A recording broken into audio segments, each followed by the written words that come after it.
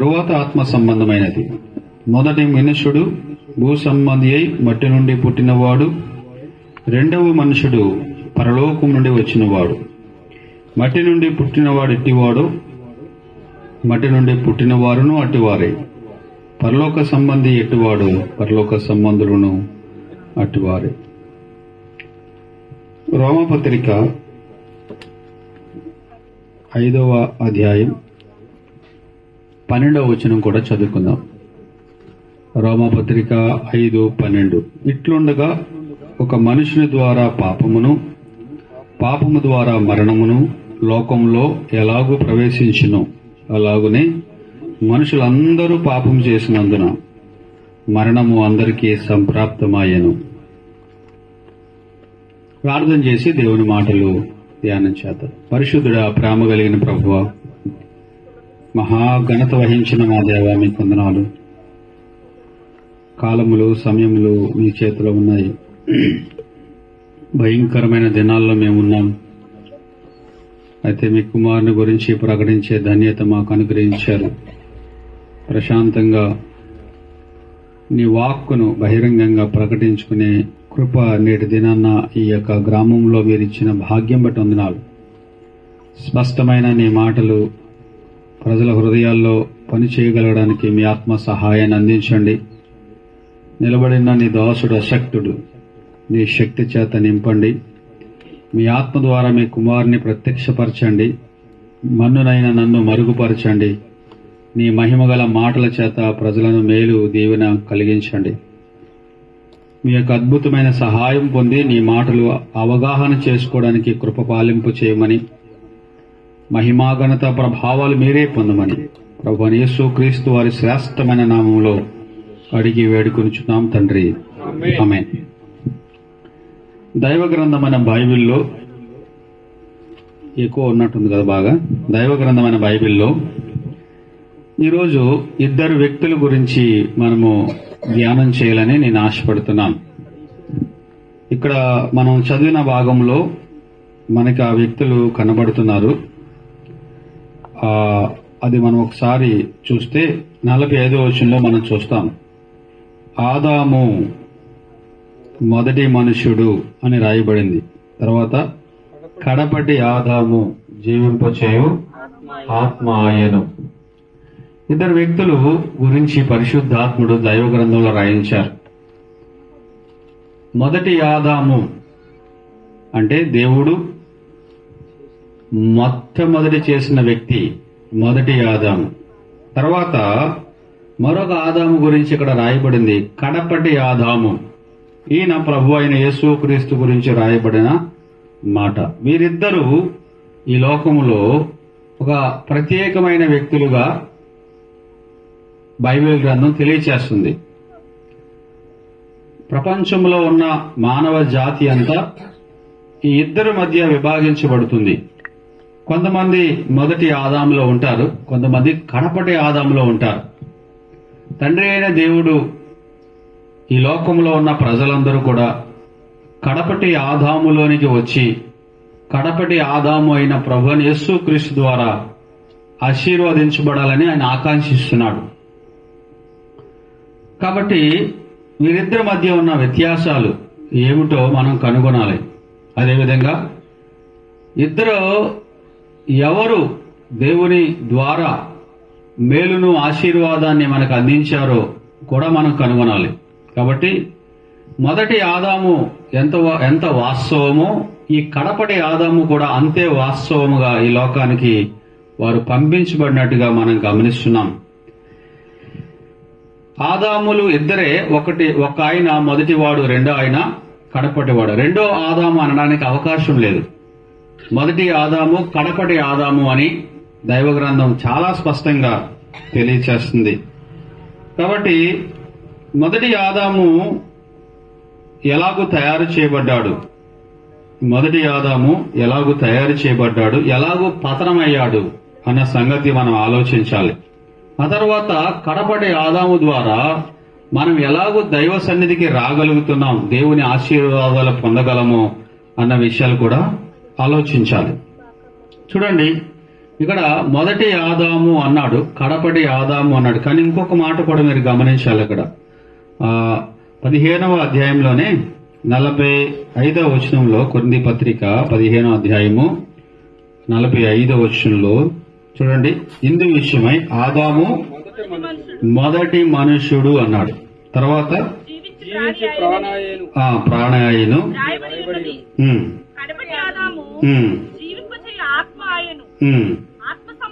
47వ వచనం చూడండి. 47వ వచనం, మొదటి మనుషుడు భూ సంబంధి అయి మట్టి నుండి పుట్టినవాడు అన్నాడు. తర్వాత రెండవ మనుష్యుడు అన్నాడు. చాలు. మొదటి ఆదాము, కడపటి ఆదాము. కానీ ఇక్కడ మరొక పదాలు పరిశుద్ధాత్ముడు మనకు తెలియజేస్తున్నాడు. మొదటి మనుషుడు కడపటి మనుషుడు కాదు, రెండవ మనుషుడు. మొదటి ఆదాము, కడపటి ఆదాము అన్నాడు. అది మనం ధ్యానం చేయబోతున్నాం.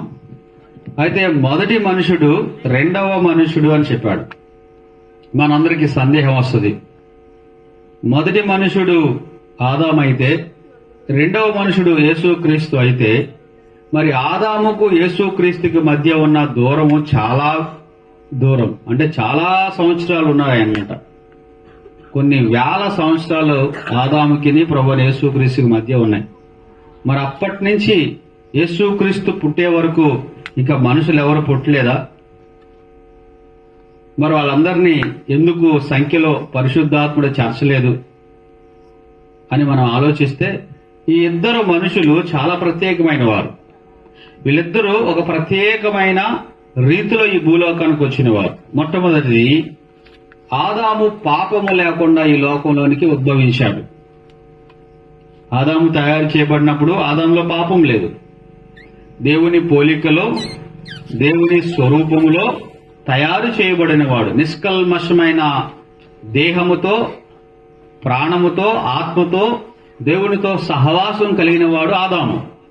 అలాగే ప్రభువైన యేసుక్రీస్తు వారు కూడా ఏ పాపము లేకుండా ఈ లోకంలో ఉద్భవించిన వారు.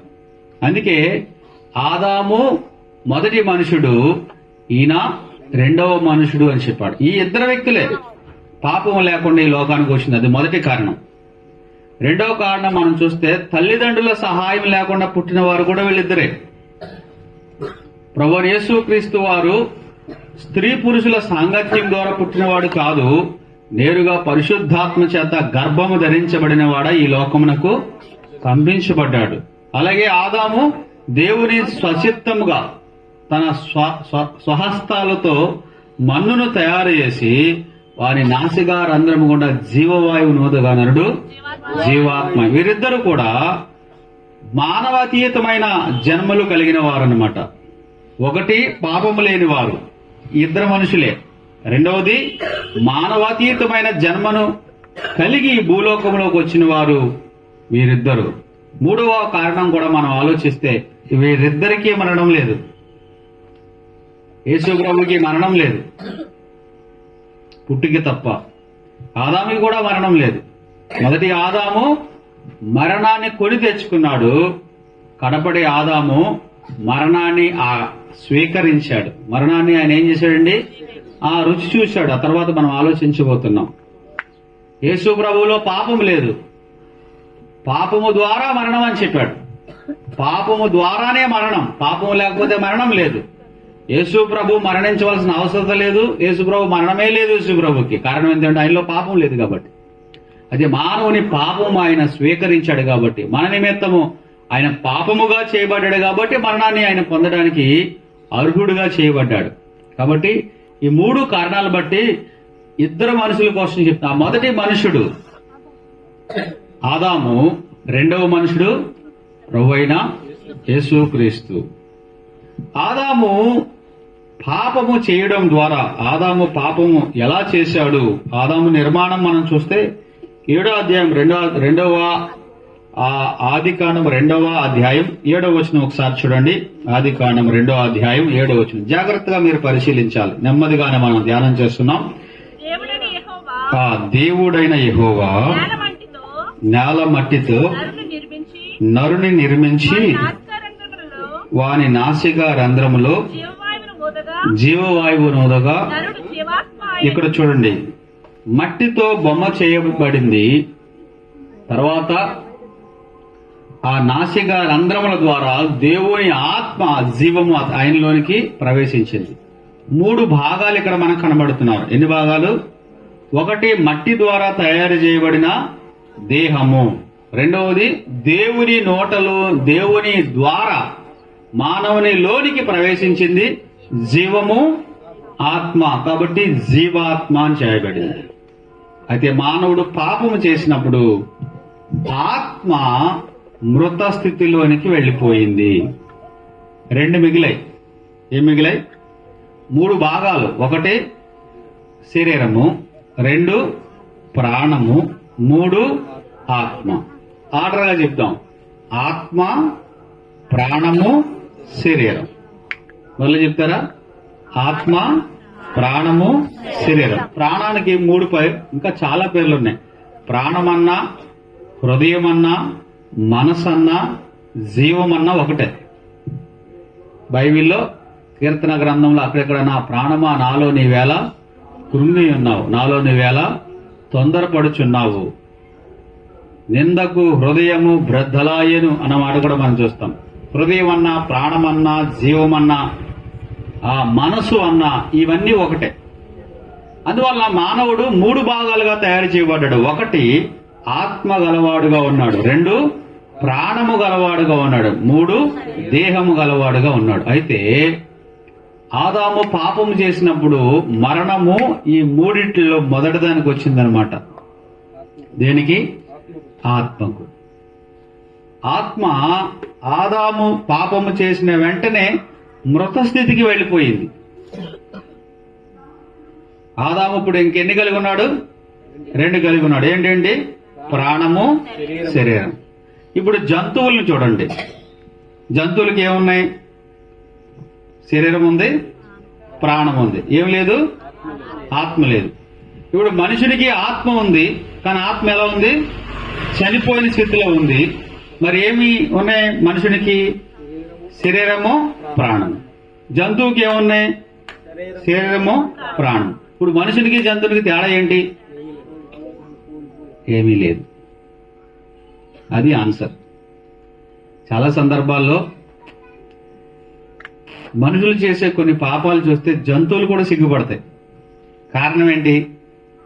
కారణం ఏంటంటే మనుషుని యొక్క ఆత్మ మృత స్థితిలో ఉన్న కారణాన్ని బట్టి మానవుడు మృగ నైజానికి, మృగ వాంఛలకు, మృగ క్రూరత్వానికి, మృగేచ్ఛలకు దిగిపోయాడు. కొన్ని సందర్భాల్లో మృగాల కంటే హీనముగా కూడా మానవుడు దిగజారిపోవడం గల కారణం ఏంటంటే ఆత్మ మృత స్థితిలో ఉండడం. కొన్ని సందర్భాల్లో మనం ఆలోచిస్తే ఆశ్చర్యం అనిపిస్తుంది. ఇంత దారుణమైన, క్రూరమైన, నీచమైన జీవితం మనుషుడు కలిగి ఉన్నాడంటే కారణం ఏంటి?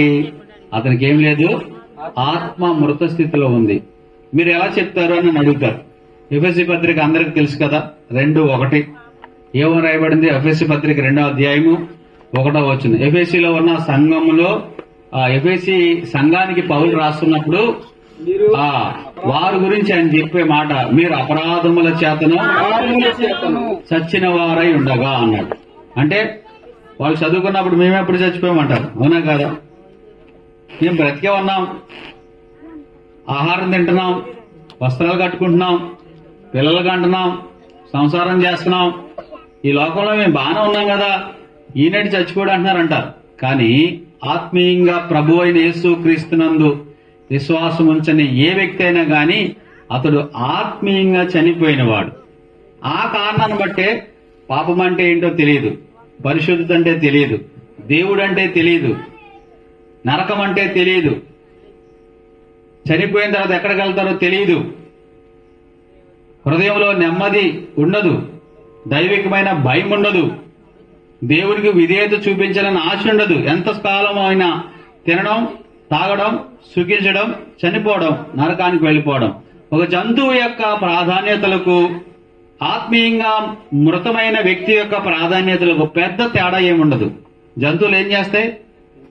తింటాయి, పడుకుంటాయి, పిల్లలు కంటాయి, అంతే. ఇక 3 పనులు అవి చేసేవి: తినడం, రెస్ట్ తీసుకోవడం, పిల్లల్ని సంతానోత్పత్తి చేయడు. ఒకవేళ మన ప్రాధాన్యతలు కూడా ఈ మూడే అయితే జంతువుకి మనకి పెద్ద తేడా ఏమీ లేదు. చాలా మంది ఈ లోకంలో అలాగే ఉన్నారు. అయితే ఒకటి వాస్తవం, ఆదాము అలా తయారు చేయబడలేదు. ఆదాము ఎలా తయారు చేయబడ్డాడు? ఆత్మ గలవాడుగా తయారు చేయబడ్డాడు. ఆత్మ దేవునితో అనుసంధానం చేయగలిగిన ఒక ఒక అద్భుతమైన సంగతి. అందుకే కొత్త నిబంధనలో ప్రభువైన యేసుక్రీస్తు ఒక మాట చెప్పాడు. యోహాను సువార్త 4వ అధ్యాయంలో, నన్ను ఆరాధించువారు ఆత్మతోనూ సత్యముతోనూ ఆరాధించవలెను, అట్టి కాలము వచ్చింది తండ్రి కోరేది అని చెప్పాడు. అంటే మానవుడు దేవునితో అనుసంధానించబడాలి అని అంటే, మానవుడు దేవునితో సంబంధం గలవాడై ఉండాలనంటే దేహంతోనూ ప్రాణంతోనూ చేయలేం. మరి ఎవరితో దేంతో చేయగలం? మన ఆత్మతో దేవునితో అనుసంధానం చేయబడగలం. మరి ఆత్మ బ్రతకాలి కదా. ఆత్మ ఎలా ఉన్నది? చనిపోయింది. ఆదాము చనిపోవడం గల కారణం ఏంటి? 3వ అధ్యాయం చూడండి. 3వ అధ్యాయం 6వ వచనం. 3వ అధ్యాయం 6వ వచనం అక్కడ రాయబడింది. ఆదాముని దేవుడు అడిగాడు, ఆదామా నీవు ఎక్కడ ఉన్నావు అని అడిగాడు. అడిగాడా లేదా? ఆదామా నీవెక్కడ ఉన్నావు అని అడిగాడు. ఆదాం ఏం చెప్పాడు? తోటలో నీ స్వరం విన్నప్పుడు దిగంబుర్నై చెట్లు చోటను నేను దాక్కుని ఉన్నాను అని చెప్పాడు. దేవుడు అడిగిన ప్రశ్న ఏంటి? నీవు తినవద్దని చెప్పిన ఆ వృక్ష ఫలము తింటివా అని అడిగాడండి. ఏమని అడిగాడు? నేను నీకు ఆజ్ఞాపించిన వృక్ష ఫలములు తింటివా అని అడిగాడు. చూసారా? అయితే ఆయన ఏం చెప్పాడు? అందుకు ఆదాము, నీవు నాకు ఇచ్చిన ఈ స్త్రీయే ఆ వృక్ష ఫలములు కొని నాకు ఇయ్యగా నేనే తింటినే నేను. చూడండి, ఇక్కడ దేవుడిచ్చే అవకాశం ఎంత గొప్పదో.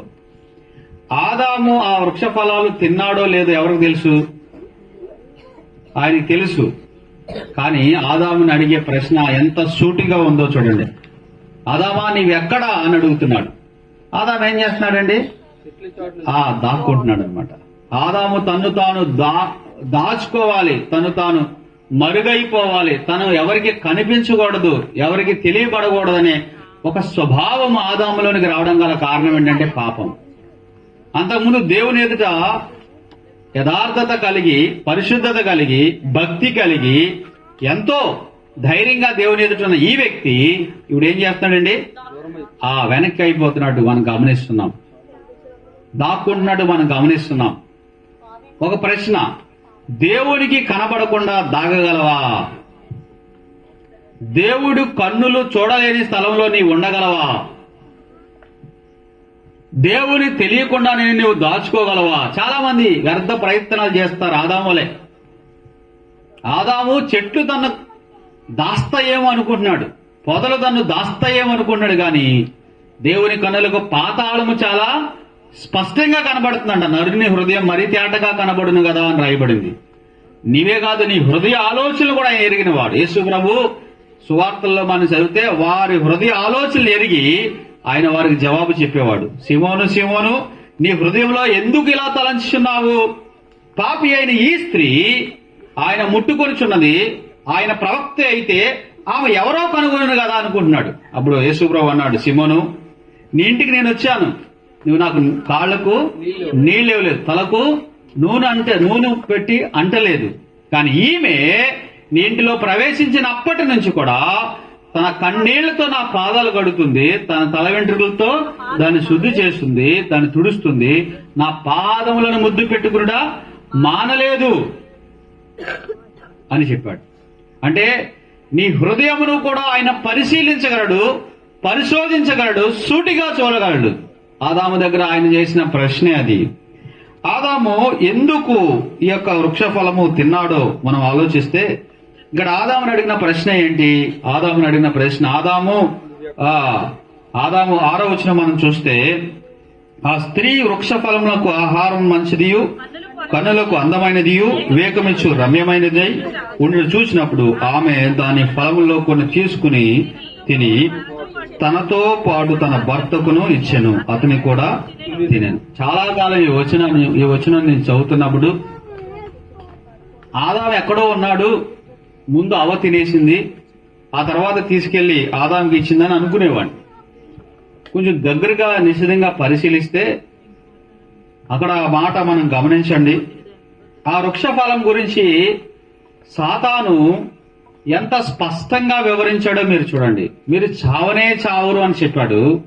అది తిని తినమున మీ కళ్ళు తెరవబడతాయి అని చెప్పాడు. మీరు దేవతల వలె అవుతారని చెప్పాడు. ఇది సాతాను చెప్పిన, లేదంటే అపవాది చెప్పిన మాటలు.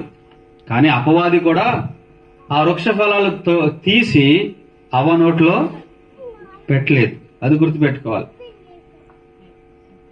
ఆమె ఇష్టపూర్వకంగానే వాటిని స్వీకరించింది, ఇష్టపూర్వకంగానే వాటిని కోసుకుంది, ఇష్టపూర్వకంగానే వాటిని ఏం చేసింది, తీసుకుంది. అపవాది ఎప్పుడు కూడా పాపమును నీకు పరిచయం చేస్తాడు, తర్వాత నీవే దాంట్లో ప్రవేశిస్తావు. పాపము నీకు చూపిస్తాడు, దాంట్లో నీవు చిక్కుబడిపోతావు. పాపము నీ ఎదుటకు తీసుకొస్తాడు, తర్వాత దాంట్లో నీవు నిమగ్నం అయిపోతావు. అపవాది యొక్క స్ట్రాటజీ లేకపోతే పన్నాగం మొదటి నుంచి అలాగే ఉంది. అవ్వతో ఆ విషయాలన్నీ చెప్పాడు. అవ్వ వాటిని కొన్ని తీసుకుని తింది. మరి ఆదాము ఎక్కడ ఉన్నాడు? అక్కడ చూడండి, 6వ వచనం జాగ్రత్తగా చదవండి. ఫలములను కొన్ని తీసుకుని తిని ఎక్కడ ఉన్నాడండి? గురుగారు ఎక్కడ ఉన్నాడో చెప్పాలి మీరు. తనతో పాటు తన భర్తకునిచ్చెను. ఆదాము నోట్లో కూడా ఏమి పెట్టలేదండి, ఆయనకి ఇచ్చిందంటే ఆయన తిన్నాడు. అర్థమైందా? ఆదాము తనతో పాటు ఉన్నట్టుగా బైబిల్ గ్రంథంలో రాయబడింది. తనతో పాటు ఉన్నాడు, తనతో పాటే ఆయన కూడా తిన్నాడు. అందుకే ప్రశ్న హవ్వకు పడలేదు, ఎవరికి పడింది? ఆదాముకే పడింది. భర్తగా తన యొక్క శిరసత్వం, తన యొక్క నాయకత్వం, తన యొక్క భద్రత ఇవ్వలేని వాడుగా ఉన్నట్టుగా మనం గమనిస్తున్నాం. ఇప్పుడు అది తినడం ద్వారా వాళ్ళు చూపించింది ఏంటంటే అవిధేయత. దేవుడు వద్దన్నది చేయడం అనేది మానవుని యొక్క నైజం, మానవుని యొక్క స్వభావం. ఆ మొట్టమొదటి ఆ కార్యం ద్వారా, ఆ క్రియ ద్వారా వాళ్ళు చూపించేది ఏంటో తెలుసా? అవిధేయత. Disobedience is the nature of Adam. ఆదాము యొక్క స్వభావం ఏంటంటే అవిధేయత చూపించటం. అది అందరిలో వచ్చేస్తుంది అన్నమాట, మానవుల అందరిలో. పిల్లలు చూడండి, తల్లిదండ్రులకు ఏం చేస్తారు? అవిధేయత చూపిస్తారు. విద్యార్థులు చూడండి, టీచర్స్ కి అవిధేయత చూపిస్తారు. ప్రజలు చూడండి, ప్రభుత్వం మీద అవిధేయత చూపిస్తారు. విశ్వాసులు చూడండి, దేవునికి అవిధేయత. ఈ అవిధేయత ఎక్కడి నుంచి వచ్చింది? ఆ స్వభావం ఎక్కడి నుంచి వచ్చింది? ఆదాము దగ్గర నుంచి వచ్చింది. ఆదాముతో దేవుడు చెప్పాడు, అయ్యా మీరు ఇది తినొద్దు అంటే ఆదాము అది తినడం ద్వారా తను తెలియచేసిన అంశం ఏంటంటే అవిధేయత. ఇది ఎవరు బోధించక్కర్లేదు, మన నరాల్లో, మన రక్తంలో, మన స్వభావంలో అది ప్రవహిస్తూ ఉంటది అనమాట. అవిధేయత అనేది ఆదాము యొక్క లక్షణం, విధేయత అనేది యేసు ప్రభు యొక్క లక్షణం. మొదటి ఆదాము అవిధేయత ఈ లోకానికి ఇచ్చాడనమాట.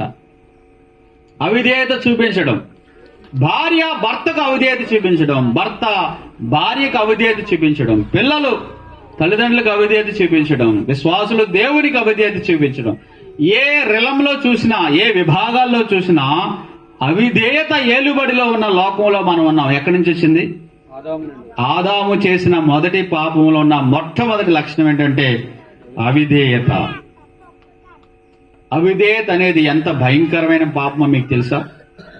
ఇశ్రాయేలీలు ఐగుప్తు దేశంలోంచి బయలుదేరి కానాను దేశంలోని ప్రవేశించకుండా 6 లక్షల మంది, దాదాపుగా ఇద్దరు తక్కువ, అంటే 5,99,998 మంది అరణ్యంలో రాలిపోవడం గల కారణం ఏంటండి? అవిధేయత. హెబ్రీ పత్రికలో రాశాడు, వారు అవిధేయులయ్యారు గనుక వారు ప్రవేశించలేకపోయిరి అని రాయబడింది. అవిధేయత అనేది ఒక భయంకరమైన పాపం.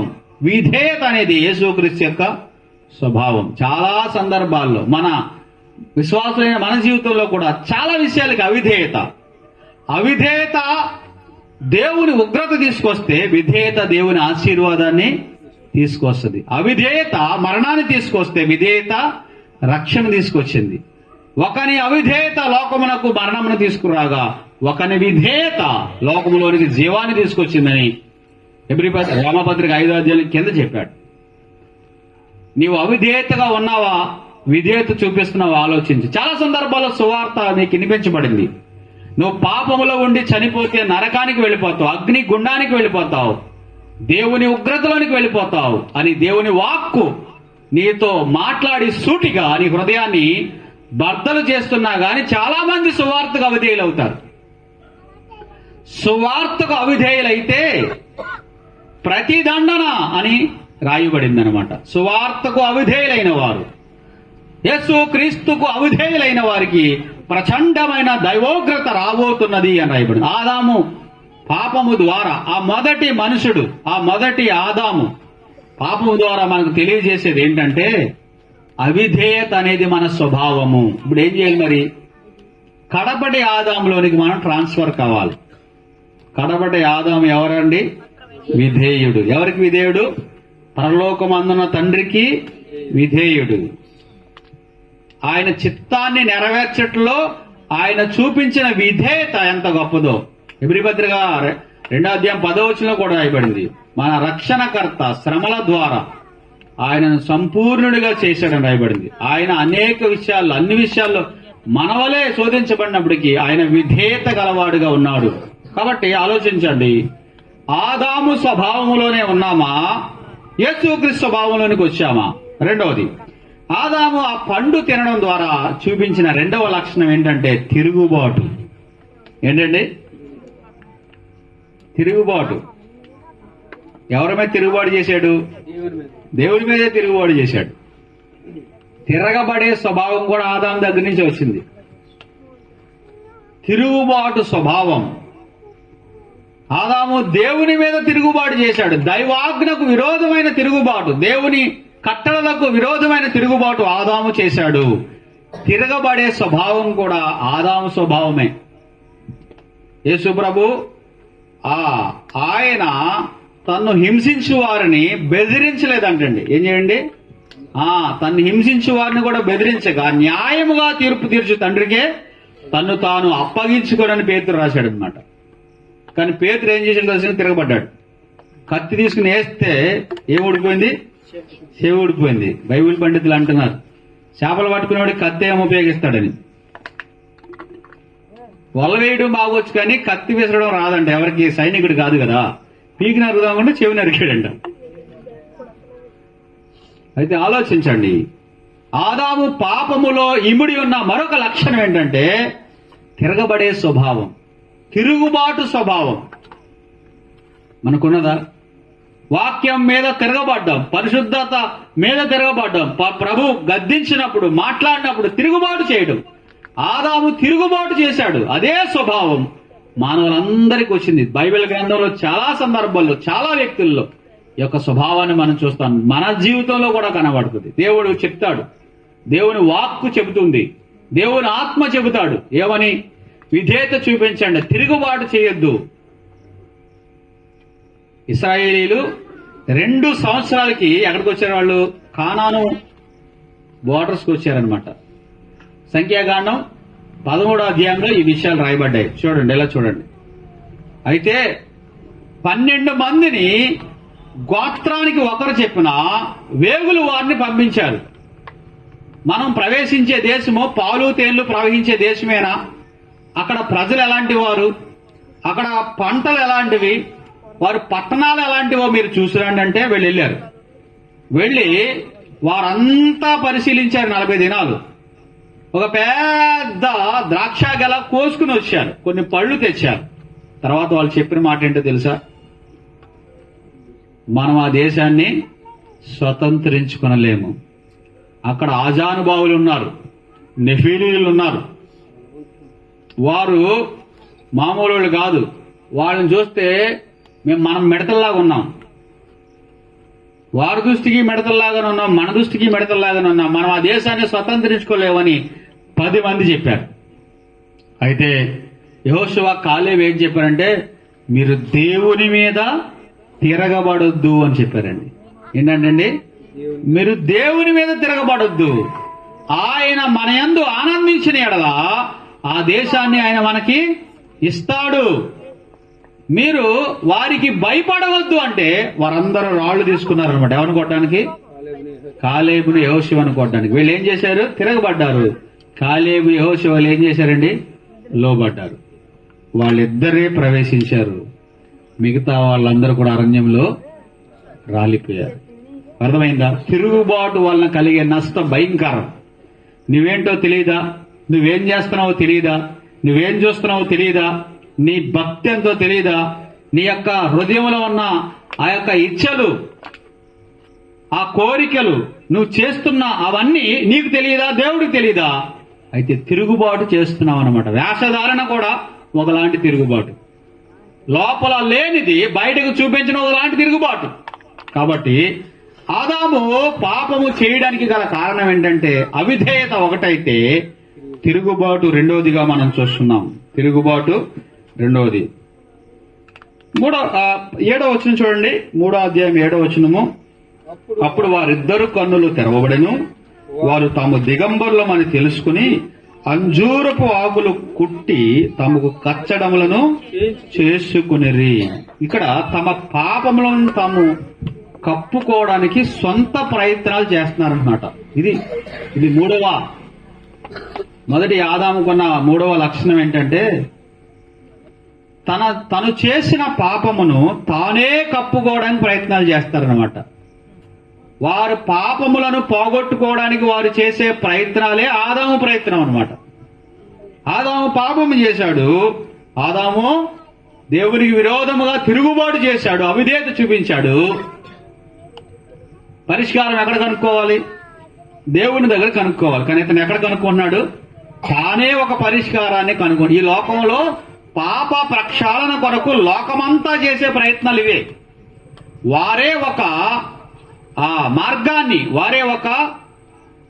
మార్గాన్ని కనుగోవాలని, వారే ఒక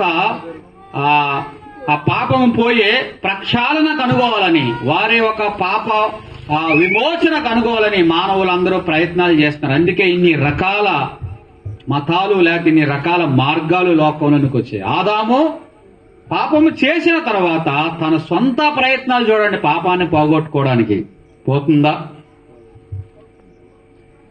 పాపము మన సొంత ప్రయత్నం ద్వారా పోగొట్టుకోగలమా? అపవాది ఆదాముని ఎంత ప్రలోభ పెట్టాడంటే తను చేసిన పాపాన్ని తన స్వహస్తాలతో కుట్టుకున్న ఆకులు కప్పేస్తాయి అనుకుంటున్నాడండి. ఆకులతో తన పాపాన్ని కప్పుకోవాలనుకున్నంత వెర్రివాడు ఆదాము. ఆకులు ఎంతకాలం ఉంటాయి? ఎండిపోతాయి, రాలిపోతాయి. ఆదాము అంజూరపు ఆకులు కుట్టుకున్నాడంట. తన స్వాస్థాలతో తన పాపాన్ని పోగొట్టుకోలేక దాన్ని కప్పుకోవడానికి ప్రయత్నం చేస్తాడు. ఈరోజు పాపమును నువ్వు ఒప్పుకుంటే అది ఏమవుతుందండి? పోతుంది. పాపాన్ని ఒప్పుకుంటే అది శుద్ధి చేయబడుతుంది. పాపాన్ని ఒప్పుకుంటే అది కడగబడుతుంది. పాపాన్ని ఒప్పుకుంటే అది ప్రక్షాళన చేయబడుతుంది. పాపాన్ని ఒప్పుకోకపోతే కప్పుకుంటే బైబిల్లో రాయబడింది కదా, అతిక్రమలను దాచిపెట్టువాడు వర్ధలుడు. వాటిని ఒప్పుకుంటే విడిచిపెడితే ఆశీర్వాదం, కనికరం. ఈరోజు ఆదాము ఒప్పుకోకుండా కప్పుకునేవాడు. తన సొంత కార్యాల చేత, తన సొంత ప్రయత్నాల చేత, తన సొంత ఆలోచన ద్వారా తన పాపాన్ని కప్పుకోవాలనుకున్నాడు. మంచి ఆకులు తెచ్చుకున్నాడు. ఏ ఆకులండి? అంజూరపు ఆకులు. తానే కొట్టుకున్నాడంట కచ్చడాలుగా. శుభ్రంగా వాటితో తన భార్య తాను కప్పుకున్నారంట. మరొక ప్రశ్న, నీ పాపము దేవునికి కనబడకుండా నువ్వు కప్పుకోగలవా? దేవుని కన్నులు చూడలేని స్థలానికి నీ పాపాన్ని నువ్వు పంపించగలవా? లేదు, సాధ్యం కాదు. ఒకవేళ నువ్వు ప్రయత్నం చేసిన ఆదాము వలె నేను కూడా విఫలమవుతాం. కాబట్టి ఆదాము ఆకులతో తన పాపాన్ని కప్పుకోవాలనుకున్నాడు. బైబిల్లో అంజూరపు ఆకుల గురించి 2 సార్లు కొత్త నిబంధన మరొకసారి ప్రభు రాశాడు. ఈ భూలోకంలో యేసు ప్రభు ఈ లోకానికి వచ్చిన తర్వాత ఎవరిని శపించలేదు తప్ప ఒక అంజూరపు చెట్టుని శపించాడు. మీకు తెలుసు కదా మాట.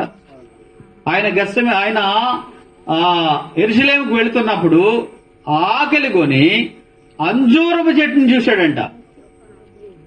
అంజూరపు చెట్టుని చూస్తే దానికి ఏమున్నాయండి? ఆకులు తప్ప ఫలాలు లేవు. కాబట్టి ఆయన ఏం చేశాడు? దాన్ని శపించాడు. మార్కు సువార్తలు ఇలా రాశాడు, అది అంజూరపు కాయలు కల కాలము కాదు. మరి ఈరోజు మనము కొన్ని కాలాల్లో కొన్ని ఫలాలు ఉంటాయి అన్నమాట. ఆ కాలంలోనే ఆ ఫలాలు కాస్తాయి. ఈ అంజూరపు కాలం కాదు, అంజూరపు కాలం కాని కాలంలో యేసు ప్రభు చెట్టు దగ్గరికి వెళ్ళాడు, అంజూరపు కాయల కోసం వెతికాడు. ఆయనకి తెలీదా? హోషేయ గ్రంథంలో ఎలా రాశాడన్నమాట. అంజూరపు చెట్టుకున్న ఒక లక్షణం ఏంటంటే ఆకులుంటే ఫలాలు కూడా ఉండాలి. అంటే దానికి ఉన్న లక్షణం, ఆకులు రాలిపోయిన తర్వాత ఆకులతో పాటే ఫలాలు కూడా వస్తాయి. ఆకులు పచ్చగా ఉన్నాయి అనుకోండి, దాంట్లో ఖచ్చితంగా కాయలు ఉంటాయి అనమాట. దీని నిండా ఆకులు ఉన్నాయి కానీ ఏమి లేవు, ఫలాలు లేవు. అర్థమైందా? మానవుని ప్రయత్నాలు ఆకులు ఫలాలు తీసుకురాలేవు. అందుకే ఆకులు కలిగిన అంజూరపు చెట్టుని ఆయన ఏం చేశాడు? శపించాడు. ఆదాము ఆకులతో తన పాపాన్ని కప్పుకోవాలనుకున్నాడు కాబట్టి ఆకులు శాపగ్రస్తమైనవి. యేసు ప్రభు రక్తము విమోచించేదనమాట. ఆకులు గల అంజూరపు చెట్టుని ఆయన శపించాడు. ఒకవేళ నీ యొక్క పాపమును నీవు కప్పుకోవడానికి ప్రయత్నం చేసే అన్ని ప్రయత్నాలు కూడా శాపగ్రస్తమైనవే తప్ప ఆశీర్వాదాన్ని తీసుకుని రాలేవు. ఆలోచించాలి. ఆదాము తన పాపమును తను కప్పుకోవడానికి ఆ ప్రయత్నం చేస్తున్నాడు. ఇక్కడ ఆదాముని అడిగిన ప్రశ్న ఏంటి? 6వ వచనంలో 6వ వచనంలో ఆదాముని అడిగిన ప్రశ్న ఏంటి? ఆదాముని అడిగిన ప్రశ్న 6వ వచనం చూడండి. 3వ అధ్యాయం 6వ వచనం.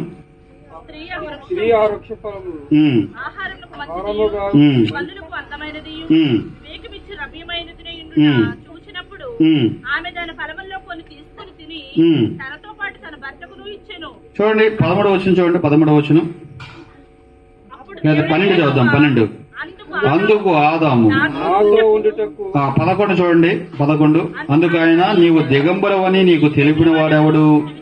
నీవు తినకూడదని నేను నీకు ఆజ్ఞాపించిన వృక్ష ఫలము తింటివా అని అడిగింది. అందుకు ఆదాము, నాతో ఉండుటకు నీవు నాకు ఇచ్చిన ఈ స్త్రీయే ఆ వృక్ష ఫలములు కొన్ని నాకు ఇయ్యగా నేను తింటినా నేను. చూడండి, ఇప్పుడు ప్రశ్న ఏంటి, జవాబు ఏంటి? ప్రశ్న ఏంటంటే, ఈ ప్రశ్నలు ఏమంటారంటే ఎస్ ఆర్ నో, 2 బాక్సులు ఉంటాయి అనమాట.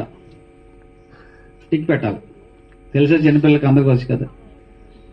ఇప్పుడు కొన్ని క్వశ్చన్స్ ఉంటాయి, అలాగే ఒక క్వశ్చన్. దేవుడు అడిగిన క్వశ్చన్ ఏంటంటే ఎస్ ఆర్ నో. ఆదాముని అడిగిన ప్రశ్న ఏంటంటే, నేను నీకు ఆజ్ఞాపించిన వృక్ష ఫలము తిన్నావా? ఇది ప్రశ్న. జవాబు ఏంటంటే తింటే ఎస్, తినకపోతే నో. అది జవాబు రాయాలి. కానీ ఆదాము ఏం చేశాడు? కింద ఆన్సర్ రాశాడు అనమాట. టిక్ పెట్టమంటే ఏం రాశాడు? ఆన్సర్. నీవు నాకు ఇచ్చిన స్త్రీ ఇవ్వగా నేను తిన్నాను. ఇదే ఆదాము యొక్క లక్షణాలు. తన సొంత పాపాన్ని కూడా అంగీకరించలేని స్వభావం ఆదాముది. ఆదాము తిన్నాడో లేదో చెప్తే ఎంత బాగుండేదో, కానీ కారణం చెప్తున్నాడు అనమాట. ఏం చెప్తున్నాడు? నేను ఎందుకు తిన్నానో చెప్తాను నీకు అంటున్నాడు అనమాట. అన్నామా? సాధారణంగా మన యొక్క నేచర్ ఇదే. చేసిన తప్పు ఒప్పుకోవడానికి మనకున్న యుగో, లేకపోతే మనకున్న ఆదాము స్వభావం ఒప్పుకోదు. దాని నుంచి కడపడి ఆదాములోనికి మనం వెళితేనే గాని ఆ స్వభావానికి విరుగుడు లేదు. ఆదాము ఏం చెప్పాలి? దేవుడు అడిగాడు, నువ్వు తిన్నావా అని అడిగితే ఏంటి? తింటే తిన్నానని చెప్పాలి, తినకపోతే తినలేదని చెప్పాలి. ఎందుకు తిన్నానో చెప్తున్నాడు అనమాట. అంటే నీది తప్పు అన్నాడు అనమాట. ఎవరిది? నీవు నాకు ఇచ్చావు కదా, నువ్వు ఇవ్వకపోతే ఇది జరిగేదా? నీవు నాకు అంటకట్టకపోతే ఇది జరిగేదా? అంటే అర్థం ఏంటి? నేను నా సొంత పాపాన్ని, నా సొంత తప్పును, నా సొంత అవిధేయతను, తిరుగుబాటుని నేను అంగీకరించలేని స్వభావంలో ఉన్నానంటే నేను ఆదాము ప్రథమ కుమారుని అనమాట. ఆదాము తన సొంత పాపాన్ని సైతం ఒప్పుకోలేని ఒక మూర్ఖమైన స్వభావం గలవాడు. మరి యేసుక్రీస్తు దానికి పూర్తి రివర్స్ అనమాట. ఆయనలో పాపం లేదు, అందరి పాపాలను నా మీద వేయమంటున్నాడు ఆయన. అర్థమైందా? కడపటి ఆదాముకి మొదటి ఆదాముకి తేడా అదే. తన పాపాన్ని తను సైతం అంగీకరించాలి. ఆమెదే తప్పు, ఆయనదే తప్పు, ఈవిడిదే తప్పు, వారిదే తప్పు. ఎంతకాలం ఇతరుల తప్పులు నీకు కనబడుతుంది అంటే నువ్వు ఆదాము కుమారుడివే. ఆదాము యొక్క లక్షణాలు నీలో ఇంకా పూర్తిగా నశించలేదు. కడపటి ఆదాము ఎలాంటి వాడంటే, ఇంకా నా దగ్గర చాలా స్పేస్ ఉంది, మీది కూడా తెచ్చేయచ్చు. కడపటి ఆదాము స్వభావం వస్తే కుటుంబాలు బాగుపడతాయి.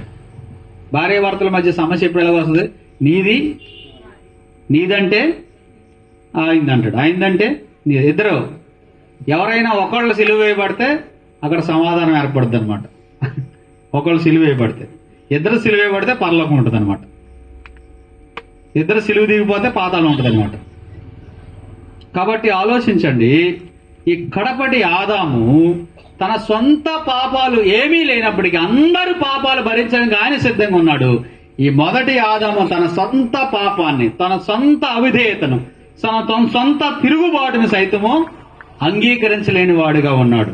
నువ్వు ఎక్కడున్నావు? ఆదామా, నేను నీకు ఆజ్ఞాపించిన వృక్షఫలము తింటివా అని అడిగితే తిన్నానో లేదో చెప్పలేనంత మూర్ఖ స్వభావం గలవాడుగా ఉన్నాడు. చాలా సందర్భాల్లో దేవుడు మనం సూటి అయిన ప్రశ్న అడుగుతాడు, సులువైన జవాబు చెప్పాలి. అర్థమైందా? తేటగా అడుగుతాడు, చాలా నీట్గా చెప్పాలి. అంతేగాని వంకర టెంకలుగా, లేకపోతే డొంక తిరుడు సమాధానం అంటారు. తెలుసు మీకు అసలు? అదే ఆదాము యొక్క స్వభావం మన జీవితంలో కనబడుతూ ఉంటది. ఎప్పుడైనా కానీ సూటిగా చెప్పడం, నేరుగా చెప్పడం, ఒప్పుకోవడం, అంగీకరించడం, సరెండర్ అయిపోవడం, అది దేవునికి మహిమకరంగా ఉంటుందన్నమాట. మొదటి ఆదాము చేసిన ఆ అవిధేయత, తన సొంత స్వభావాన్ని లేదా తన సొంత తప్పులను తాను అంగీకరించలేని వాడుగా ఉన్నాడు.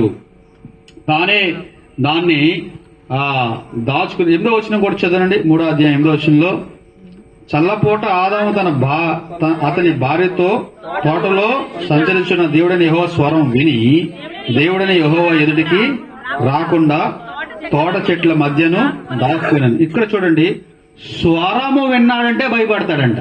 దేనికి దాక్కుంటున్నాడు ఇతను? చూడండి, పాపం చేసేవాడు వాక్యం వద్దకు రాలేడు, గుర్తుపెట్టుకోవాలి. దేవుని స్వరము, దేవుని వాక్కు, దేవుని స్వరానికి దూరం అయిపోతున్నాడు. దేవుని స్వరానికి దూరం అయిపోతున్నాడు. దేవుని స్వరం వినే మనసు లేనివాడుగా ఉన్నాడు. దేవుని స్వరం వినడానికి భయపడి దాక్కుంటున్నాడు అనమాట. ఎందుకు మనుషులు దేవుణ్ణి అంగీకరించట్లేదు, వెలుగును వద్దకు రావట్లేదంటే వారు వెలుగును ద్వేషిస్తున్నారంట, చీకటిని ప్రేమిస్తున్నారంట. వెలుగును ద్వేషించిన కారణాన్ని బట్టి వెలుగు వద్దకు రాలేకపోతున్నారు, చీకటినే ప్రేమిస్తున్నారు. దేవుని మాట మన జీవితాన్ని స్పష్టంగా మనకు కనపరిచేది. అయ్యా అమ్మా, దేవుని మాటలు చదువుకున్నప్పుడు ఆయన నీతో మాట్లాడుతున్నాడా? దేవుని సువార్త వినబడుతున్నప్పుడు, దేవుని దాసులు ప్రకటిస్తున్నప్పుడు అది నీ హృదయానికి భయాన్ని, దిద్దుబాటును, దీవుని కలిగిస్తున్నాయా?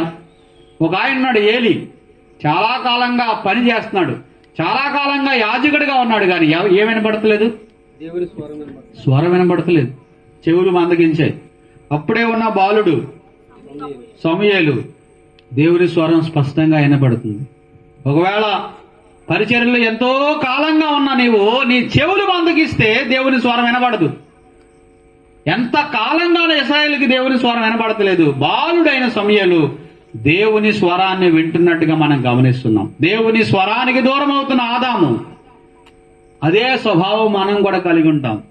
దేవునితో అనుసంధానించబడ్డాం, దేవుడు మనతో మాట్లాడడం, మనం దేవునితో మాట్లాడడం, మనం దేవుని ఎదుటికి రావడం, ఇలాంటి కార్యక్రమాల నుండి మనం దూరం అయిపోకూడదు. అప్పుడే మనం దైవ దీవెనలు పొందుకోగలం. కాబట్టి ఆదాము దైవ స్వరానికి దూరం అయ్యే వ్యక్తిగా ఉన్నాడు. నీవెలా ఉన్నావు? దేవుని స్వరము వినగలుగుతున్నావా? అది నీ హృదయాన్ని బ్రద్దలు చేసే స్వరం, సబ్బు వంటిది కడిగే స్వరం, సుత్తు వంటిది బద్దలు చేసే స్వరం, అగ్ని వంటిది శుద్ధి చేసే స్వరం, తేనె వంటిది ఆదరించే స్వరం, పాల వంటిది బలమిచ్చే స్వరం. దేవుని స్వరము, దేవుని వాక్కు, అది నీకు దీవెనను కలిగించేదిగా ఉన్నది. కాబట్టి ఆదాము, ఆ మొదటి ఆదాము వీటన్నిటికీ ఏమవుతున్నాడండి? దూరం అయిపోతున్నట్టుగా మనం గమనిస్తున్నాం. మరి నీవు ఎలాగున్నావో, నేను ఎలాగున్నానో ఒకసారి ఆలోచించాలి. మొదటి మనుషుడు ఆ ఆదాము పాపము లేకుండానే దేవుని పోలికలను తయారు చేయబడ్డాడు, గాని పాపమునకు ఏమయ్యాడండి? అమ్మబడినట్టుగా మనం గమనిస్తున్నాం. పాపములో చేరిపోయాడు. ఆత్మ ఏమైంది? మృత స్థితికి వెళ్ళిపోయింది. ఈరోజు ఆ మొదటి ఆదాములో ఉంటావా? ఈ కడపటి ఆదాము యొద్దకు నువ్వు వస్తావా? ఆలోచించాలి. రోమపత్రిక 5వ అధ్యాయం 12వ వచనం చూడండి. రోమపత్రిక 5వ అధ్యాయం 12వ వచనం.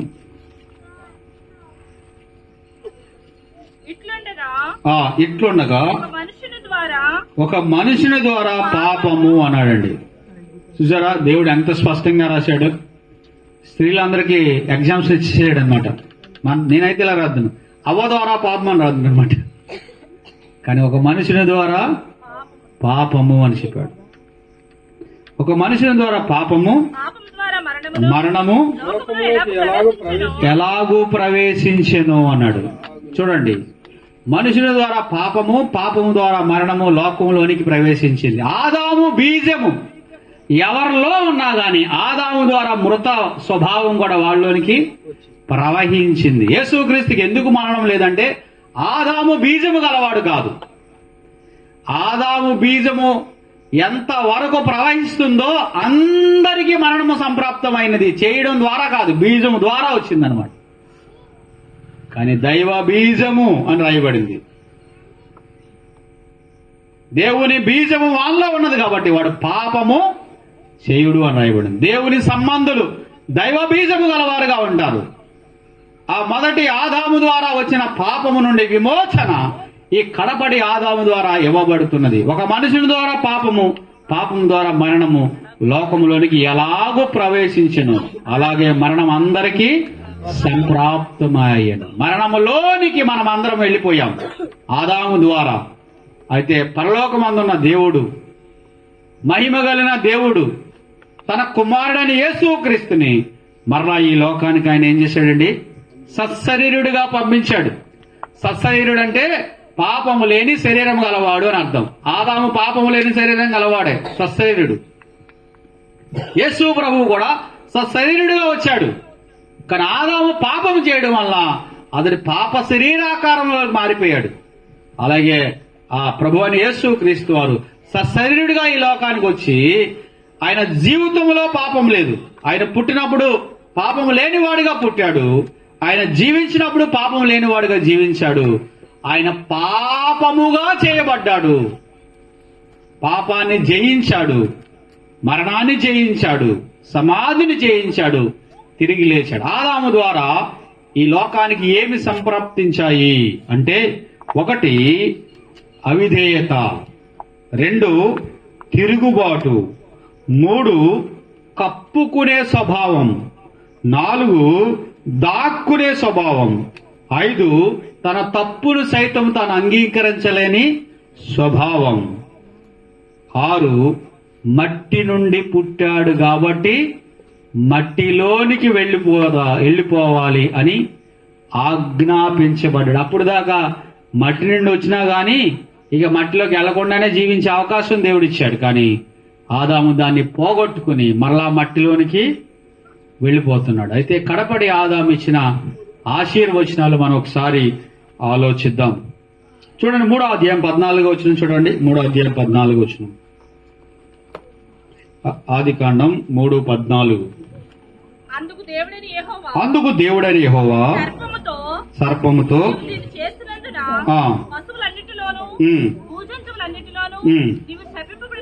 శపించబడిన దానవు అన్నాడు.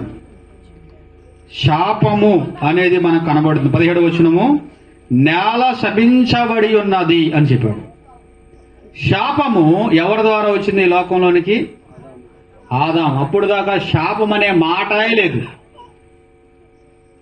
శపించబడినది, నేల శపించబడినది, సర్పము శపించబడినది. శాపం అనేది ఆదాము ద్వారా లోకానికి సంప్రాప్తించిన ఒక భయంకరమైందనమాట. దీనికే మనుషులందరూ భయపడుతున్నమాట. శాపం శాపం శాపం శాపం.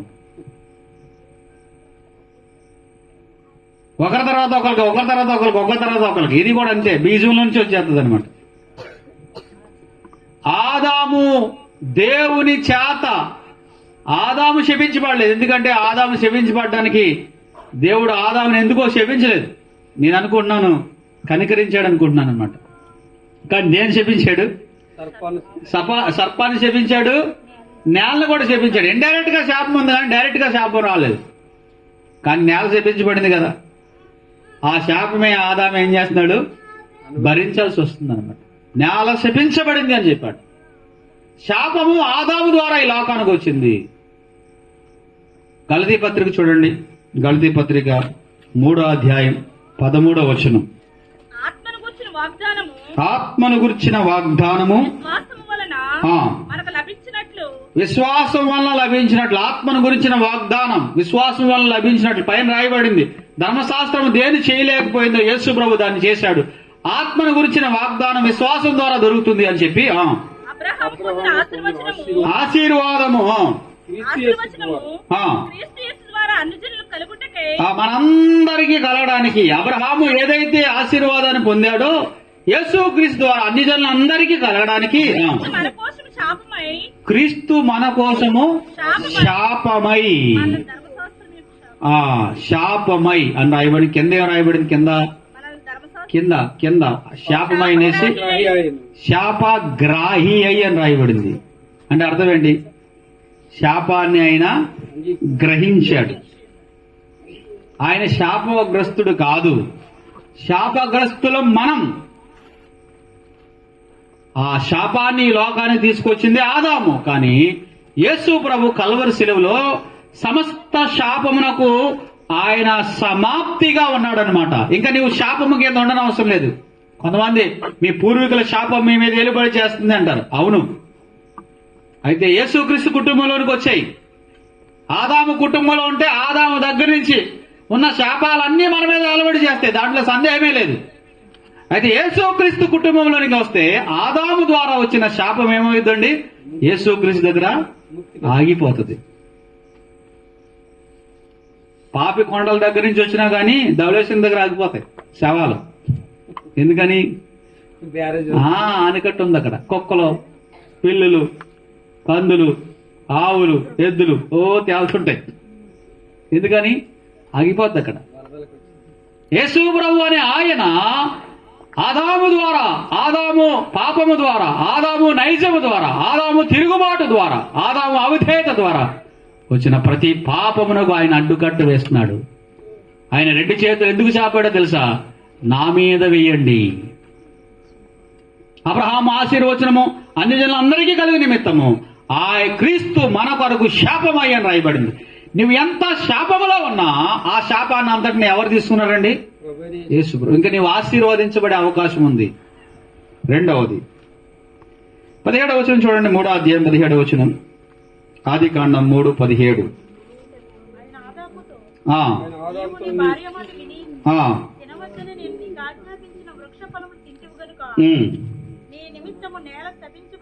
నేల శపించబడినది, ప్రయాస అన్నాడండి. ఏంటంటే ప్రయాస. ప్రయాస అనేది ఆదాము ద్వారా ఈ లోకానికి వచ్చింది. శ్రమ, బాధ, దుఃఖం, ఆవేదన ఆదాము ఈ లోకానికి ఇచ్చాడండి. అప్పుడు దాకా లేదు. ప్రయాస, వేదన, బాధ, దుఃఖం. యెషయా గ్రంథం 53వ అధ్యాయం 3వ వచనం మనం చూస్తే ఆయన దుఃఖపడ్డాడండి. ఆయన ప్రయాసపడ్డాడు, వ్యసనాక్రాంతుడయ్యాడు, వ్యాధిని అనుభవించినట్టుగా రాయబడింది. ఎందుకని? ఆయన అసలు వ్యాధి అనేది పాపం ద్వారా వచ్చింది. యేసుక్రీస్తు వ్యాధిని అనుభవించాడంటే దాని అర్థం ఏంటంటే death it self A disease. మరణమే ఒక వ్యాధి. కాబట్టి ఆయన వ్యాధిని అనుభవించాడు. వ్యసనాక్రాంతుడు అంటే ప్రయాసపడ్డాడు అనమాట. ప్రయాస, వేదన, బాధ, దుఃఖం ఆదాము ద్వారా ఈ లోకానికి వస్తే యేసు ప్రభు దుఃఖపుత్రుడుగా ఆయన వేలాడాడండి. ఆయన పాక మీద ఒంటిగా ఉన్న పిచ్చుక వలె ఉన్నాడంట. అడవిలో గోడబాతు వలె ఉన్నాడంట. పాడైన స్థలాల్లో పగడి కంటి వలె ఉన్నాడని రాయబడింది. ఎందుకో తెలుసా? ఆయన వ్యసనాక్రాంతుడుగా ఉన్నాడు. ఏ పాపము లేనివాడు, సూది మన మోపగలిగినంత పాపము లేనివాడు, పరిశుద్ధుడు, పరలోకాన్ని భూలోకాన్ని ఏకం చేయగలిగిన ఒకే ఒక వ్యక్తి యేసు ప్రభువు. అయితే ఆయన వ్యాధన అనుభవించాడు. 3వ అధ్యాయం 18 వచనం చూడండి. 3:18 ఆదికాండం. ముండ్ల తుప్పలు అన్నాడండి. ఏంటంట? ముళ్ళు. ఆగండి, ముళ్ళు ఎప్పుడు పరిచయం అయ్యాయి? ఆదాము ద్వారానే. అప్పుడు దాకా ముళ్ళ తుప్పలు లేవు, గచ్చిబదలు లేవు. ముళ్ళు ముళ్ళు ముళ్ళు ముళ్ళు. మానవ సంబంధాల మధ్య ముళ్ళు, భార్యాభర్తల మధ్య ముళ్ళు. మానవ జాతిలో ఆ ముళ్ళ చేత పొడవబడుతున్నారు, ముళ్ళ చేత బాధించబడుతున్నారు, ముళ్ళ చేత వారు వేదన పాలవుతున్నారు అన్నమాట. ముళ్ళు లోకానికి పరిచయం చేసింది ఆదాము. సంబంధాల మధ్య ముళ్ళు. ఆదాము అవ్వలకి అప్పటి నుంచి ఎన్ని రకాల ముళ్ళు ఉన్నాయో వాళ్ళకి అర్థం కాదు. అర్థమైందా? అయితే యోహాను సువార్త 19వ అధ్యాయం 5వ వచనం చూడండి. యోహాను సువార్త 19:5. యోహాను సువార్త 19వ అధ్యాయం 5వ వచనం ప్రభు గురించి ఎంత స్పష్టంగా రాయబడిందో. ఏ ముండ్ల కిరీటం? ఆ ముళ్ళు, ఆదాము లోకానికి పరిచయం చేసిన ఆ ముళ్ళ కిరీటాన్ని ధరించిన వాడై ఆయన బయటికి వచ్చినట్టుగా మనం గమనిస్తున్నాం. ఆదాము లోకానికి ముళ్ళు అనే ఒక భయంకరమైన స్వభావాన్ని పరిచయం చేస్తే ముళ్ళ కిరీటము ధరించిన వాడు. శాపానికి సాదృశ్యం ముళ్ళు, పాపానికి సాదృశ్యం ముళ్ళు, వాటన్నిటిని ఆయన తల మీద ఏం చేశాడండి?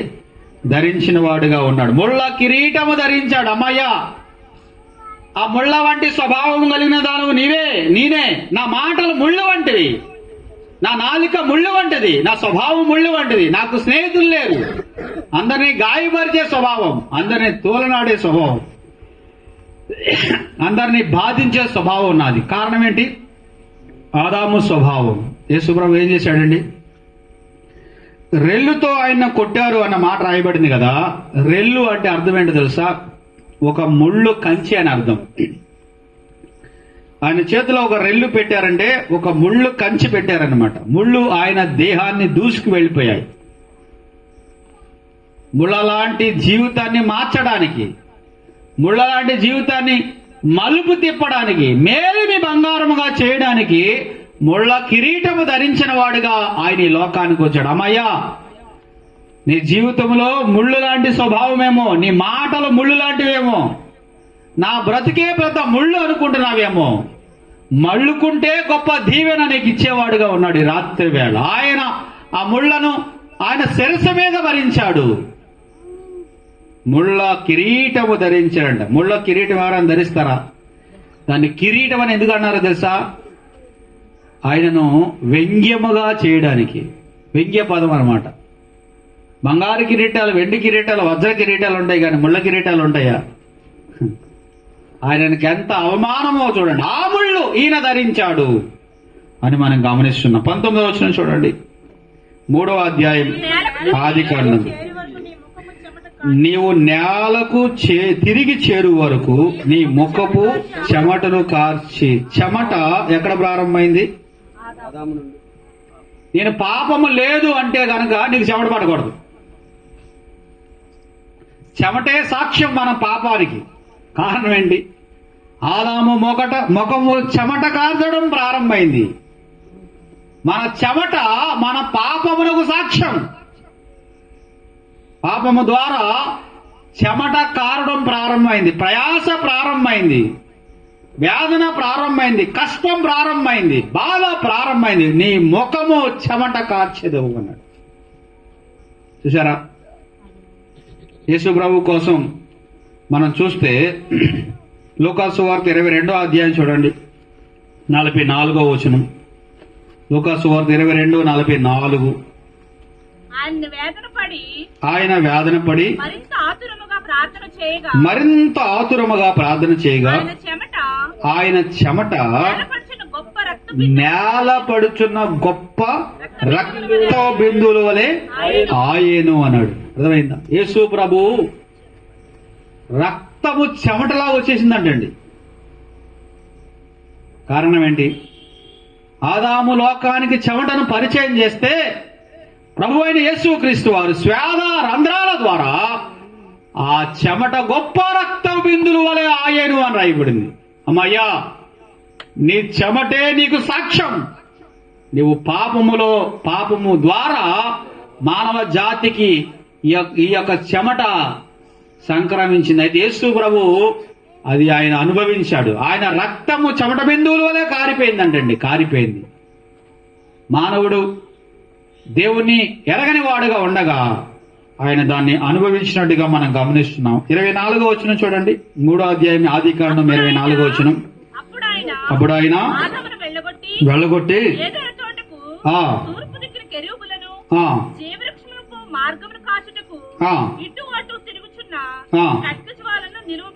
ఖడ్గము ఎక్కడ పరిచయం అయింది? ఆదాము దగ్గరే ఖడ్గము పరిచయం అయింది అనమాట. ఖడ్గ జ్వాల అంటే అది అగ్నితో కూడిన ఒక ఖడ్గం అన్నమాట. దానికి 2 లక్షణాలు ఉన్నాయి. ఒకటి పదునైనది, రెండోది వేడైనది. ఆ ఖడ్గము, అగ్ని జ్వాలతో ఉన్న ఖడ్గము ఏదేని తోటకు వెళ్లకుండా, ఆ జీవవృక్ష ఫలము ఎవరు తినకుండా ఆ ఖడ్గ జ్వాల ఉంచబడింది అనమాట. ఖడ్గమా, నా కాపరి మీద, లేకపోతే నా కాపరి మీద పడుము, మేకా గ్రంథంలో రాయబడింది. నా గొర్రెల కాపరి మీద పడుము అని రాయబడింది. గొర్రెలు చెదిరిపోతాయి. ఆ ఖడ్గం, ఆ ఎర్రని ఎండ, ఆ దేవుని ఖడ్గం ఎవరి మీద పడిందండి? యేసుప్రభు మీద పడిందండి. ఆ ఎర్రటి ఎండలో ఆ దేవుని ఖడ్గం ఆయన మీద పడిందండి. చూడండి, మానవుని ఖడ్గం కూడా పడింది. 19వ అధ్యాయం యోహాను సువార్త 34వ వచనం చూడండి. 19వ అధ్యాయం యోహాను సువార్త 34వ వచనం. ఒకడు ఈటెతో ఆయన ప్రక్కన పొడిచెను, వెంటనే రక్తమును నీళ్లును కారిని. ఈటే ఆయన గుండెలను బద్దలు చేసిందంటండి. దైవ ఖడ్గం ఆయన మీద పడింది. మానవ ఖడ్గం ఆయన హృదయాన్ని దూసుకు వెళ్ళిపోయింది. ఎందుకు ఈ ఖడ్గం? నీవు ఆ వృక్షఫలం దగ్గరికి వెళ్తే నీ మీద, నా మీద పడాలి.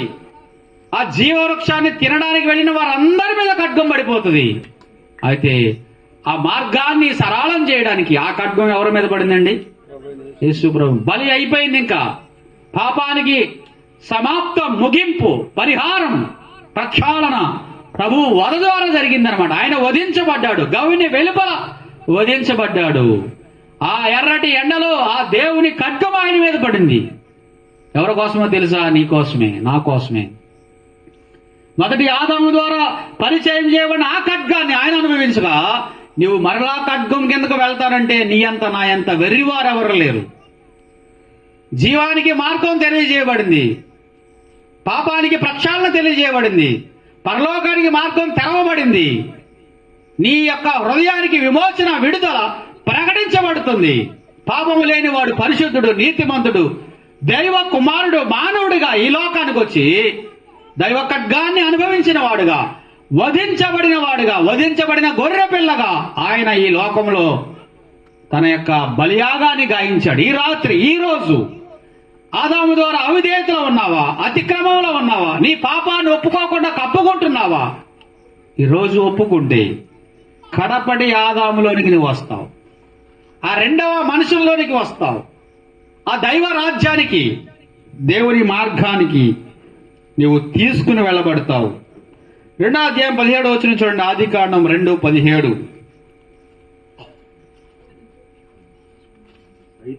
అయితే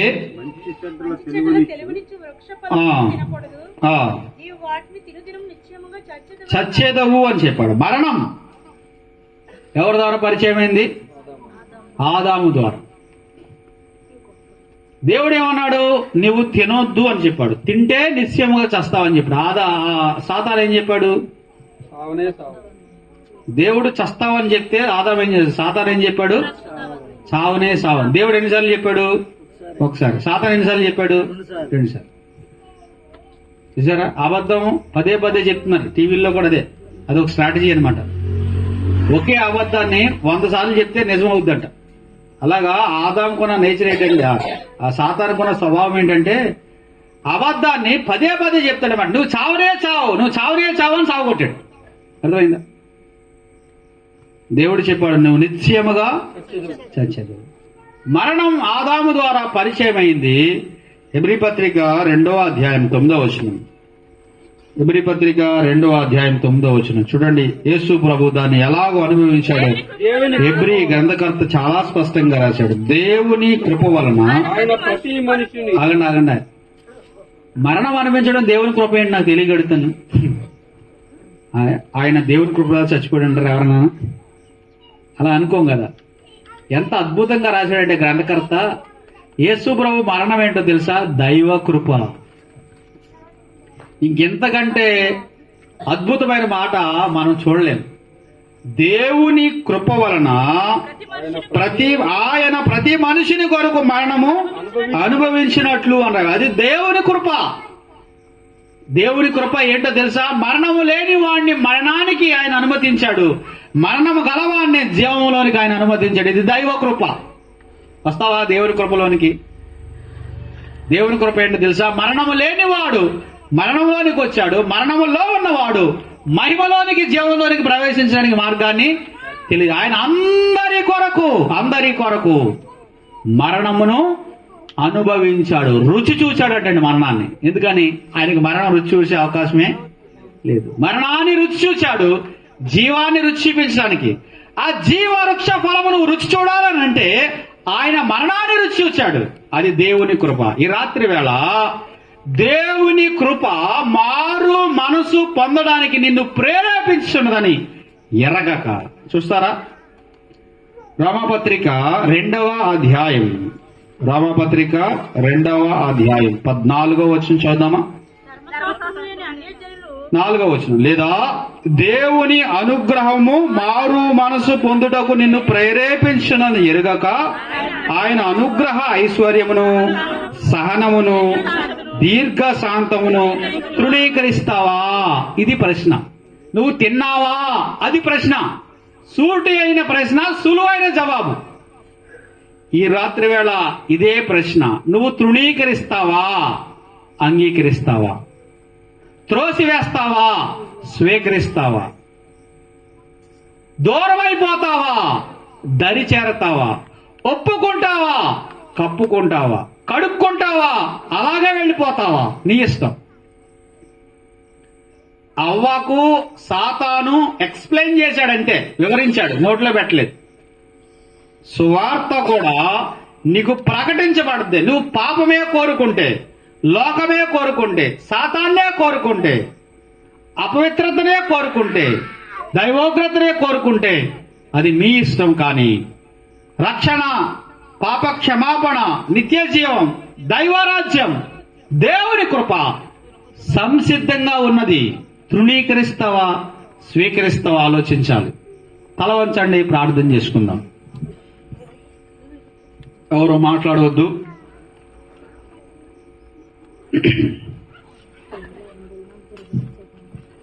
ఎవరు అటు ఇటు తిరగొద్దు.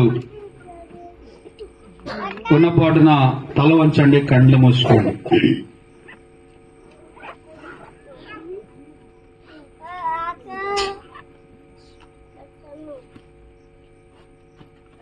రెండు నిమిషాలు మౌనంగా ఆత్మ పరిశీలన చేసుకుందాం. నా జీవితం ఆదాములాగా అవిధేయతలో ఉన్నదా? తిరుగుబాటులో ఉన్నదా? నా తప్పుని నేను అంగీకరించుకోకుండా కప్పుకునేవాడుగా ఉన్నానా? దూరం అయిపోయేవాడుగా ఉన్నానా? శాపంలో ఉన్నానా? మరణంలో ఉన్నానా? దైవోగ్రతలో ఉన్నానా? ఖడ్గం కింద ఉన్నానా? ముళ్ళులా ఉన్నానా? ఒకసారి ఆలోచించండి. మౌనంగా మీరు ఒకసారి ఆలోచించండి. దైవాత్మ మీతో మాట్లాడినప్పుడు దూరం అయిపోతావా? దరి చేరుతావా? అంగీకరిస్తావా? తృణీకరిస్తావా? స్వీకరిస్తావా? త్రోసివేస్తావా? వాడుకుంటావా? వీడి వెళ్ళిపోతావా? ఒప్పుకుంటావా? కప్పుకుంటావా? రక్షించబడతావా? ఉగ్రతలో ఉంటావా? పరలోకానికి వస్తావా? పాతాళానికి వెళ్తావా? ఈ ప్రశ్నలకు నువ్వు సమాధానం చెప్పకుండా వెళ్తే నీ నిత్యత్వం అగమ్య గోచరం. నేడైనా ఒక్కసారి ఆలోచించు. పాపము లేని వాడు, పరిశుద్ధుడైన వాడు ప్రభు యేసుక్రీస్తు. మన కొరకు మొదటి ఆదాము ద్వారా వచ్చినవన్నీ ఎత్తివేశాడు. జీవానికి అధిపతి అయిన నిత్య జీవాన్ని ఇవ్వగలిగిన వాడు, నా కుమారుడా నీ హృదయం నాకిమ్ము. నీలో ఉన్న ఆ అవిధేయతను, ఆ అతిక్రమాన్ని, ఆ తిరుగుబాటును, ఆ శాపాన్ని, ఆ పాపాన్ని నేను తీసివేస్తాను. నూతన హృదయాన్ని, నూతన స్వభావాన్ని ఇస్తానని ఆయన పిలుస్తున్నాడు. ఇది నీ సొంత ఇష్టం, నీ స్వచిత్తం. హృదయపూర్వకంగా నేనే ఆ వ్యక్తిని, నేనే ఆ ఆదాము స్వభావం కలిగిన వాడిని, నాకు ఆయన కావాలి, ఆయన యందు నేను నిరీక్షిస్తున్నాను, నా పాపములకు క్షమాపణ కావాలి, నా వేదనకు ముగింపు కావాలి, నా ముళ్ళుకు ముగింపు కావాలి. కోరుకుంటావా? పరిశుద్ధుడా, ప్రేమ కలిగిన ప్రభువా, మీకు వందనాలు. ఈ మాటలు వారి హృదయాల్లో ప్రతిధ్వనింప చేయండి. నీ మార్గము విలువైనది, నీ మాటలు విలువైనవి. మీ ఆత్మ ద్వారా మాతో మాట్లాడినందుకు స్తుతిస్తూ యేసు ప్రభు నామములో అడిగి వేడుకొనుచున్నాం తండ్రి, ఆమేన్.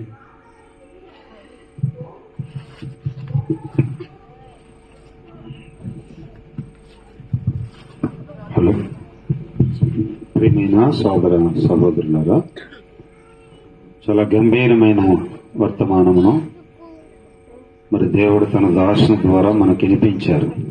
మొదటి ఆదాము, కడపటి ఆదాము. పాపం ఎలా ప్రారంభమైందో, శాపం ఎవరి ద్వారా వచ్చిందో, ముళ్ళ తప్పులు, గచ్చిపదళ్ళు, ఎన్నో విషయాలు దేవుడు తన దాసుని ద్వారా కదా వివరంగా దేవుడు మనతో మాట్లాడాడు. ఈ రాత్రి వినివెళ్ళిపోయేవారని కాకుండా మరి మీ హృదయంలో యేసుక్రీస్తు ప్రభువుని మీ సొంత రక్షకునిగా మరి అంగీకరించి, ప్రభువా నేను పాపినయ్యా, నా పాపములను క్షమించండి అని చిన్న మాట అంతే. ఏమీ ఖర్చు లేదు, నయ్యా పైసా ఖర్చు లేదండి. ఎందుకంటే పాపం మనిషిని వేలుతూ ఉంది. పాపంలో ఉండి చనిపోతే మనం వెళ్లే స్థలం పాతాళము, తప్పించుకోలేము. యుగ యుగాలు కూడా అక్కడ మనము బాధ అనుభవించాలి, భరించలేని స్థలం. దాన్ని బట్టి యేసుక్రీస్తు ప్రభువును కలిగి ఉంటే ఎప్పుడు ఈ లోకాన్ని విడిచిపెట్టినా దేవుని రాజ్యమునకు వెళ్తామని దేవుడు తన వాక్యం ద్వారా తన దాసులతో మనతో వివరంగా మాట్లాడారు. కాబట్టి ఈ మాటలు విని వెళ్ళిపోయేవారు కాకుండా ఒకవేళ తీర్మానం చేసుకోవాలని ఎవరైనా ఈ కూడికలో ఉంటే ముందుకు రండి. 2 నిమిషాలు అంతే, ఒక్క మాట చెప్పి ప్రార్థన చేస్తారు మీ కొరకు. రామ్మా, చాలా సంతోషం, రండి. ఇంకెవరైనా ఉంటే రండి అమ్మా, ఏం పర్వాలేదు, రండి, ఎదురికి రండి. పిల్లలు అలా కూర్చోండి, అమ్మనించండి, నాకు కూర్చోండి. మీ కొరకు దైవ సేవకులు తీర్మానం ప్రార్థన చేసి 2 మాటలు చెప్పి పంపిస్తారు. ఎవరున్నారు? ఇంకా 2 యవనస్తులు ఈ రాత్రి వర్తమానం ద్వారా ముందుకొచ్చారు. ఇంకెవరున్నారా? చిగిపడొద్దు, భయపడొద్దు. ఎందుకంటే రేపు పొద్దున మరి అగ్నిగుండం తప్పించబడాలంటే ప్రభువు తప్ప ఇంకెవరు మనకు లేరు.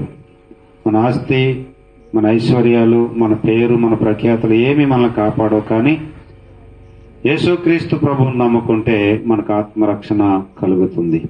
చిగిపడొద్దు, రండి. యవనస్తులైనా, పెద్దవారైనా, పిల్లలైనా రండి, ముందుకు రండి. 2 బిడ్డలు ముందుకు వచ్చారు ఈ రాత్రి. ఈ 3 దినాలు దేవుడు తన దాసులను బలపరిచి మరి గంభీరమైన వర్తమానాలు మనకు అందించారు. మొదటి వర్తమానం ఏంటి చెప్పండి? చూచుచున్న దేవుడు. జ్ఞాపకం చేద్దరు కానీ చెప్పలేము కదా, చూచుచున్న దేవుడు. 2వ వర్తమానం కొర్నేలు యొక్క భక్తి జీవితం, ప్రార్థన జీవితం. 3వ వర్తమానం ఆదాము, మొదటి ఆదాము, కడపటి ఆదాము. చాలా శ్రేష్టమైన మాటలు తన దాసుల 3 కూడా మరి బలపరిచి వాడుకున్నారు. అందుకుని బట్టి ప్రభువును స్తుతిస్తున్నాం. రాత్రి ఎంత తీరిక లేకపోయినా మన మధ్యకు వచ్చి రాజమండ్రి నుంచి మరి బ్రదర్ చిరంజీవి గారు, తండ్రి గారితో కలిసి మన మధ్యకు వచ్చి ఈ చక్కని వర్తమానం అందించిన దైవ సేవకులకు వందనాలు తెలియచేస్తా ఉన్నాం. వారి కొరకు మనం ప్రార్థించవలసిన వారమై ఉన్నాం. రండి అమ్మా, ఎవరి పైకి వచ్చేయండి, కూర్చోండి, చెప్తారు, చెప్పండి. కొంటారు మంచిదండి. ఈ కోడికలు ఇలాగ జరగడానికి దేవుడు తన కృప ఆశీర్వాదాలు మన మీద ఉంచారు. మరి ఈ 3 దినాల కోడికలు మరి కిషోర్ ప్రేరేపించబడి, ఎందుకంటే మరి ఎన్నో కార్యక్రమాలు చర్చిలో ఇంకా చేస్తా ఉన్నాం, పనులు ఉన్నాయి ఎక్కడికక్కడ.